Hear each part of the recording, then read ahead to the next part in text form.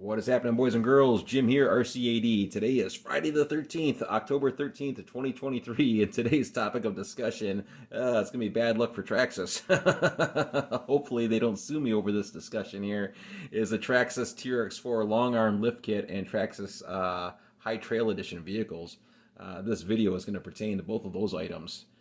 Anybody who owns a Traxxas long arm lift kit or owns a High Trail Edition vehicle, this video pertains to you. Anybody who's thinking about purchasing a Traxxas long arm lift kit or a High Trail Edition vehicle, this video pertains to you. All right, so pretty sure what we're going to be talking about here pertains to the High Trail Edition as well. I went online and looked at a few High Trail Editions and zoomed in close on the pictures, and yeah, I'm pretty sure 100% more or less that this is going to pertain to you guys and gals as well. All right, so let's talk about what's going on here. Our problem is our front suspension on the vehicle and not getting our full travel and articulation out of the front suspension that we should be getting. All right, so let's start off by taking a look at our manual here. This is something that threw up a red flag the first day that I looked at this long arm lift kit, and that was looking at these front shocks and this little plastic spacer right here that they have on the bottom of each shock piston. And they call it a bump stop, but it's made of plastic. So it's not much of a bump stop. It's more of a spacer. Now, there's no mention of that spacer in here. No mention about what it's for or removing it. And this is the only spot in the manual that even mentions it, where it says bump stop. And that's it. They show it on here as you're assembling the shocks and filling them up with oil and bleeding the oil out. This is the fully assembled shock after you finish building it and what it should look like with that spacer on the bottom of it, which they call a bump stop once again. And it is not a bump stop. That is a hard plastic spacer, and that is 9 millimeters in length. Thanks to Traxxas' little measuring device right here, that is a 9 millimeter spacer. So they had one of these on each one of these shocks. Now, when I went ahead and built this kit and assembled this kit and put it on my truck, I removed that spacer from each one of the shocks. In my eyes, what was the point of switching from 90 millimeter shocks, which are your stock shocks, over to 110 millimeters? If you're going to limit your suspension travel by 9 millimeters. Essentially, you'd be going from 90 millimeter shocks to 101 millimeter shocks instead of 110s, since you're limiting your travel by 9 millimeters.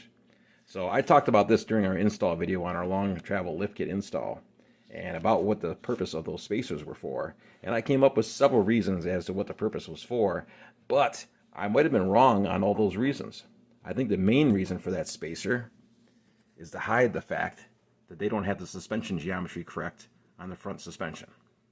So our panhard bar location is a problem right now. This is the problem that we're having is our panhard bar location, and it's limiting our travel on our front axle, and that's probably why they put the spacer in place. Now let's take a look at what's going on here. TRX4 Bronco. Excuse the unprofessionalism with our camera angles and all that other good nonsense here. Camera's sitting on a tripod. Get our tire foams out of the way and look at our front suspension. All right, so if we fully collapse our front suspension or articulate the front suspension on the driver's side, that's as far up as it'll go. That's bottomed out. And we have a little bit more than 10 millimeters of open shaft sitting there. Now, if we had that spacer in place, you might not notice that gap. But without it, you can definitely notice it. So we're not getting full articulation on the driver's side, and that is due to our panhard bar location. Let's take a look at the passenger side. Full travel on the passenger side, which is how it's supposed to be, but not on the driver's side. Now let's collapse both shocks and fully compress our front suspension. So there we go, fully compressed. Let's take a look at that gap. Now it is more than 10 millimeters. Probably getting closer to 15 millimeters on that gap right there. So anybody with a High Trail Edition, check your vehicles out. And number one, see if you have a plastic spacer on each one of your shocks. Number two, compress your suspension and see if you're getting that same amount of limited travel. So that is a goof up on Traxxas' part right there. Clearly a goof up on their part. I hope I don't get sued by Traxxas for pointing this out, but man, that is a design flaw, and that is their fault. That is their fault for doing that. Now, when you put this kit on your truck, or if you purchase a High Trail Edition vehicle, it's already going to come with this kit on there. But for the people who are installing one of these kits, what happens here is you replace your stock servo mount location and servo mount bracket for a new bracket, which comes with this panhard bar bracket molded into the same bracket. So your servo horn mount, or your servo mount, and your panhard bar mount are the same, essentially. And that's getting attached to our old panhard bar location right here. So taking a look at the panhard bar, which is this bar right here that goes to the top of the axle, which goes to here. Originally, that went right up to here in the spot. And then our new mount drops it down and moves it forward. Same thing with the servo. The new mount drops the servo down and moves it forward. Not only that, but it relocates the servo from a top mount to a bottom mount. Let's take a look at our original servo mount. This is our original servo mount that was in the vehicle. Just the servo mount itself, it doesn't have that panhard bar bracket on it. The new one does, once again. Original servo location was sitting on top of the bracket, just like this, or on top of the mount, just like that. And the new mount drops it down and moves it forward ever so slightly, and then your servo would be getting mounted in from the bottom up, something like this, with your wire sitting on top, not like that. This is just for an example. So they drop your servo down, move it forward, as well as mounting it from the underside to drop it down a little bit further, which is all fine and good. The problem is the panhard bar location. Once again, where they located that panhard bar, it's bottoming out and hitting on the axle.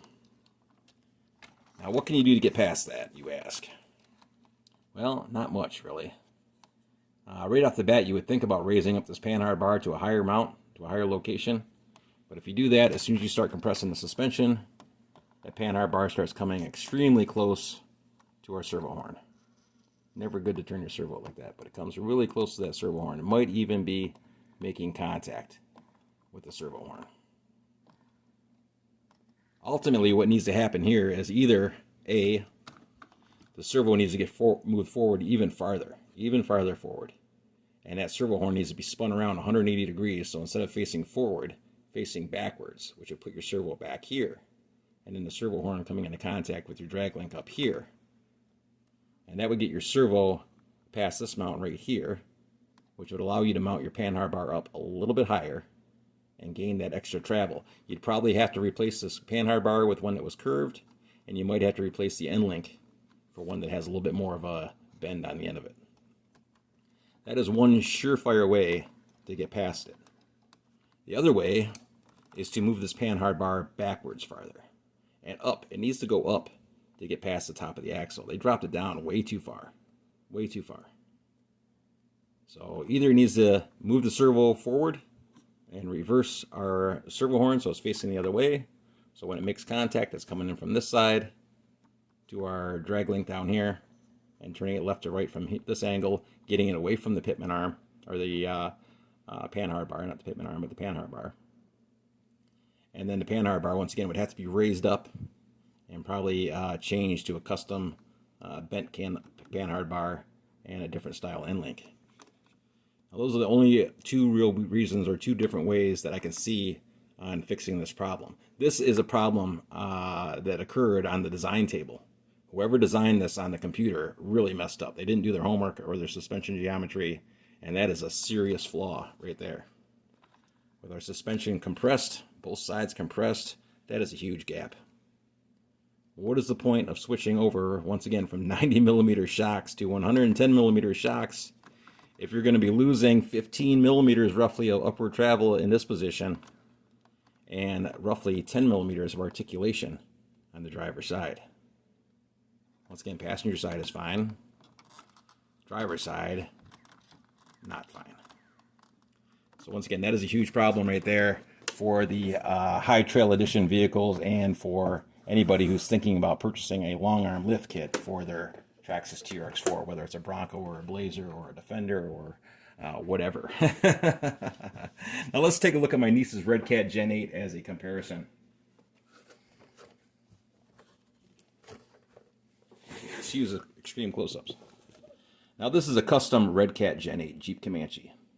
It started out its life as a Red Cat Gen 8 Scout 2 of Gen 1 Scout 2. So the original Scouts that when Red Cat first put out the Gen 8, this is one of the first ones that they produced. Not the first one that they produced, obviously. But the first generation of Red Cat Gen 8s is this guy right here. Now this vehicle has been customized, highly customized. The wheelbase has been shortened down from 324 millimeters down to 312 millimeters. So it has the same wheelbase as the Bronco over there. The bumpers have been pushed in on the front. Back bumper has been raised up and pushed in as well, so we maximize our approach and departure angles. It has RC four-wheel drive, 110 millimeter King off-road oil-filled shocks all the way around, and its Pro-Line Jeep Comanche body sitting on top, along with a few other mods. Pro-Line Jeep Comanche body went with this body because it was one of the smallest and lightest, most compact Lexan bodies that I could find for this vehicle. We wanted to keep the body weight low, almost like crawling without a body on it at all. And the body is actually sitting so low on the chassis that we had to cut holes in the bed for the shock mounts to stick through, along with the upper half of the shock tower to stick through, just to get our body low on the chassis. Trying to keep our center of gravity low. That way we're not as likely to roll over. So this is where the vehicle rides at right here. It rides in a fully sagged out position, but it has all kinds of suspension travel. All kinds of clearance underneath it. Not quite as much as the Bronco does over there with the long travel kit on it, just because of the belly pan on our Red Cat. It has a little bump that sticks down right here, right by the transfer case. And that is something that gets you snagged up quite a bit. But if you went with a different aftermarket mount or a newer Gen 2 mount, I think that is flat, you can get away with it. You can get away from that. More customizations with this vehicle when shortening the wheelbase was adjusting our end links and getting all that stuff right, getting our suspension geometry right, shortening our drive shafts as well was something that was done to get this project accomplished. Now, I'm not too sure how many people have shortened up a wheelbase on a Red Cat Gen 8. As far as I know, I'm probably the only one who's actually done that. I've seen lots of different bodies on Gen 8s, but I haven't seen too many with a 312 millimeter wheelbase. There's no instructions online on how to do this. Red Cat doesn't give you instructions on how to do this, and I had to come up with all this stuff on my own. And I did this, I want to say, back in the beginning of 2019 or the beginning of 2020.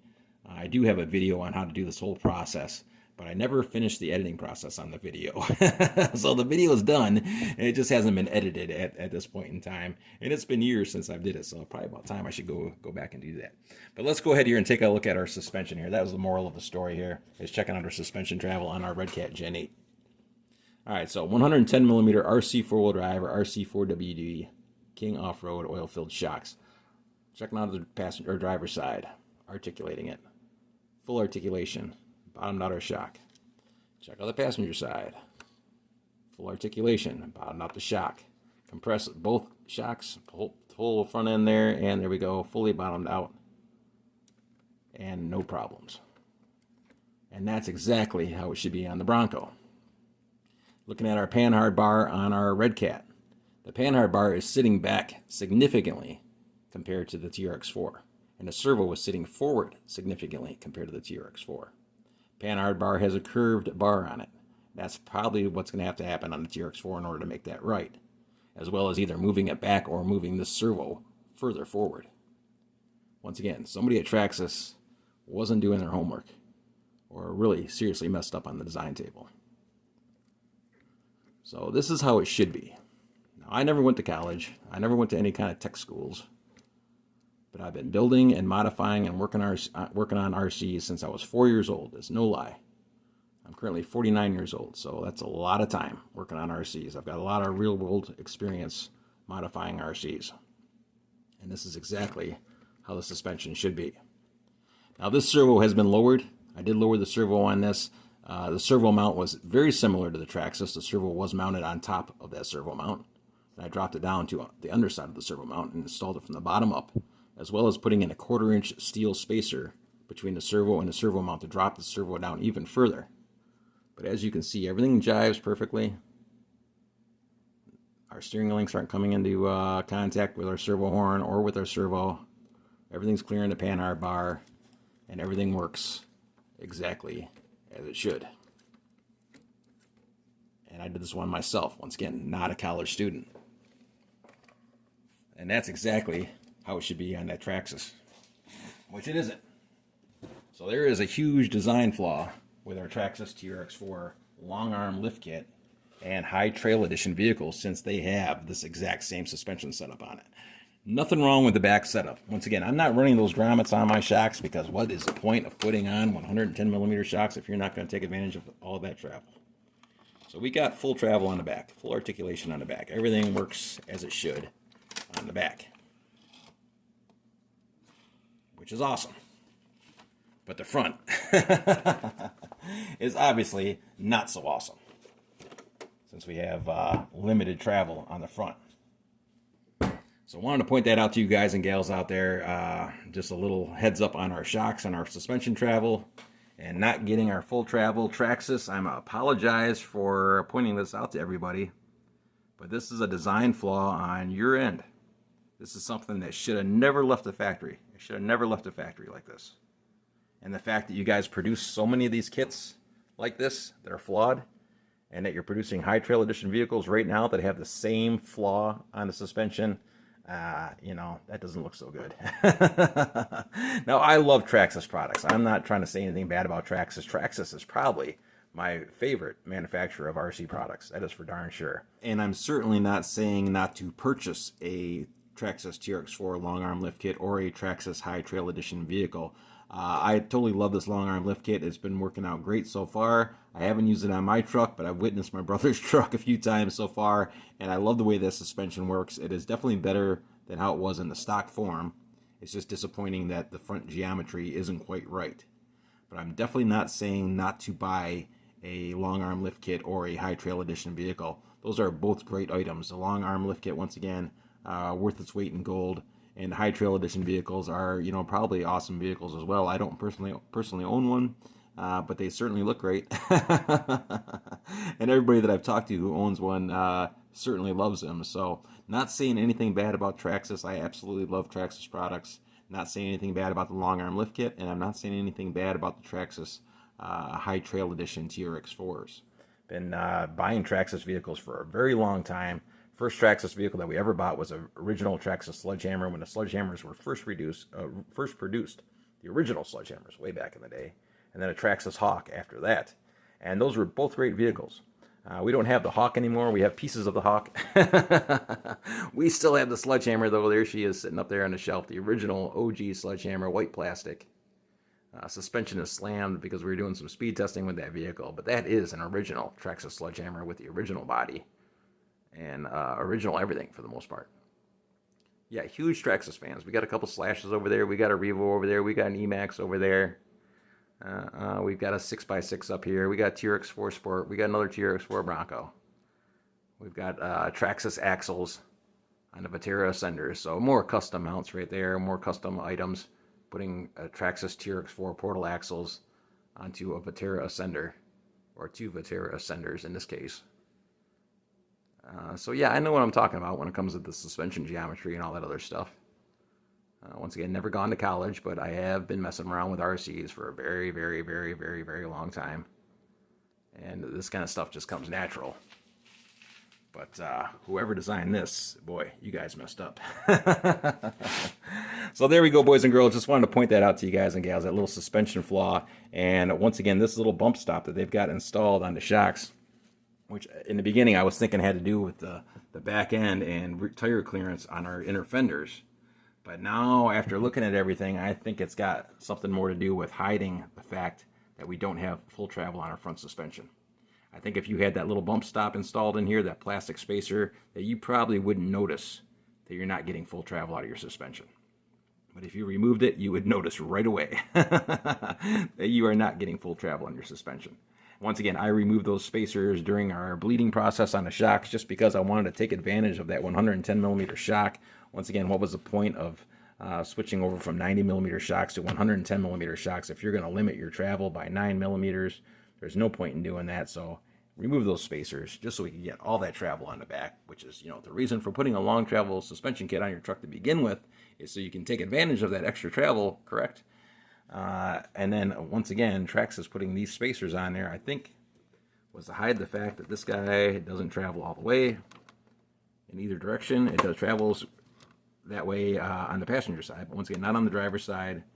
And if you fully compress the suspension, there's a gigantic gap in there where we're not, where we're losing some suspension travel. So, yeah, that's a huge no-no. And once again, I think the only way of really getting past this, ultimately, is for Traxxas to go back onto the design table and move this servo forward even farther, probably to where this auxiliary battery tray is, right up front here. Move that servo even farther forward, 180 the servo horn, so instead of it coming out forward, have it come out backwards. So it meets up with our steering link right down here, coming in from this angle. And then changing out our panhard bar, raising it up a little bit higher, cutting off some of this excess material down here so it clears the pumpkin when we compress the suspension, as well as putting on a curved panhard bar so we can clear the top of the axle and allow a little bit more upward travel, and possibly a stronger bend on our end link leading up to the mount. We have a slight right angle on it right there, but maybe a stronger angle on that, just to allow us a little bit more travel. But first and foremost, the servo needs to be relocated. Because right now, see, this is part of the problem, is that we're coming into contact, or almost hitting the servo right there. And the panhard bar, obviously. So panhard bar needs to get moved up, servo needs to get moved forward, horn needs to be flipped around 180 degrees. Panhard bar needs to be changed to a curved panhard bar, and the end link needs to be changed so it has a little bit stronger angle on there. And I think we could probably get this problem solved. But the way it looks right now, not so good. All right, so there we go, boys and girls. Just wanted to point that out to you guys and gals out there. Anybody who is interested in buying a TRX4 long arm lift kit, or interested in purchasing a TRX4 High Trail Edition vehicle, anybody who already owns a long arm lift kit or a High Trail Edition vehicle, check out your suspension travel and you'll know exactly what I'm talking about. High Trail Edition people, check out your shocks. See if you got one of these grommets installed, or one of these bump stops, which isn't much of a bump stop since it's plastic. A rubber bump stop would be better. Plastic isn't a bump stop, that's just a spacer. So check and see if you've got one of these spacers installed on your vehicle, which I'm pretty sure you do. I looked on a few hobby store websites and zoomed in on the pictures and could see on the High Trail Editions that yes, there is one of these spacers installed on there, so I kind of already know that there is. But since I don't own one, I can't say for sure. But check out your suspension travel and see what that looks like. I'm pretty sure even with this spacer on here, if you were to compress your both shocks at the same time, you're still going to see an open gap at the top on your piston down here. Just because it's only a 9mm spacer, and when we collapse it right there, we got about 15mm open gap. So you should still be able to see a little bit of shock piston between the spacer and the bottom of the shock. Alright, so there we go, boys and girls. Quick heads up on that nonsense. Happy Friday the 13th to you all out there. Sorry, Traxxas, for pointing this stuff out. Please don't sue me for pointing out the obvious. Once again, this is a design flaw on your end, and that is 100% obvious. I'm not lying about anything, so everything I'm saying is the truth. I'm just pointing out some obvious facts here about the vehicle. Alright, boys and girls, that is going to do it on this video. Once again, as always, questions and comments are always welcome. Feel free to leave a comment as to what you think about the situation, and we will see you all on the next video. Thanks again.